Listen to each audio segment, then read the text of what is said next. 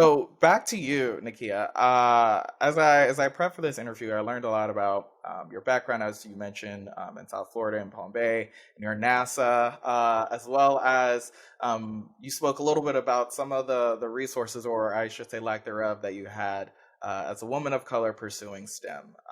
In particular, I'm curious, did it make you go even harder and say, like, yes, I'm going into STEM. I don't care what anyone says, or did you have moments where you considered maybe I should pivot, maybe I should do a different degree, a different major? I'm curious. Yeah, so I will definitely say that my journey throughout STEM, it has not been easy and it'll definitely not continue to be easy. I will say when I got to college and really was in the environment of one being the student and then being taught by a professor, it was a very different environment than being in high school.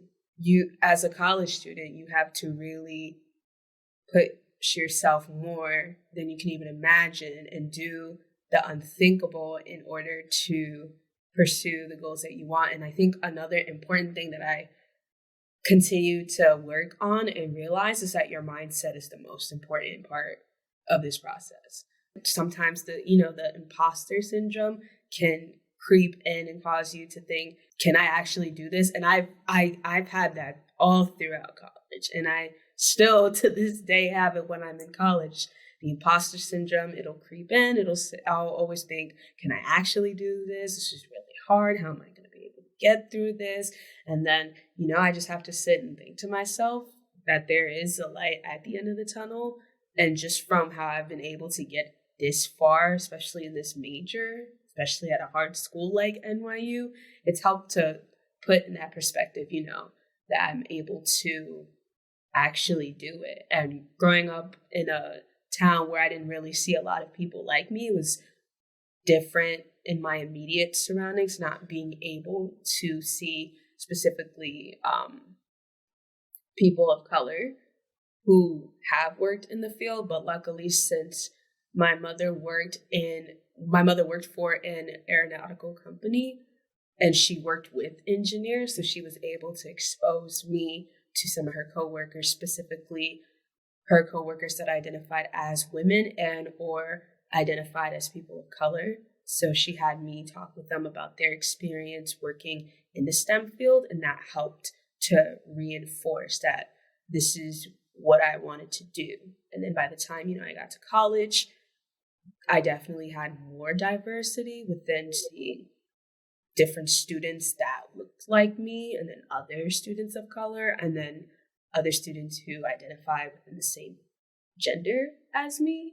Like just being able to see that there are people who are interested in the same fields that I'm in. And I will say, growing up in a small town, it was very hard to have different programs to be able to get that exposure to the STEM field. I would say it's a lot easier for urban kids to get that exposure since there's so much, there's more of them and there's a lot more to do than there is for kids like me who grew up in the suburbs. And it's not our fault, that we couldn't get that exposure. It's just a matter of, where you grew up and if that specific, industry is very popular where you are living, that impacts the level of exposure that you have. But in my case, since it was different, that I literally had someone in my family who worked within the field, and then my mother worked with people who were around the field. That helped me to get the exposure as young as I did.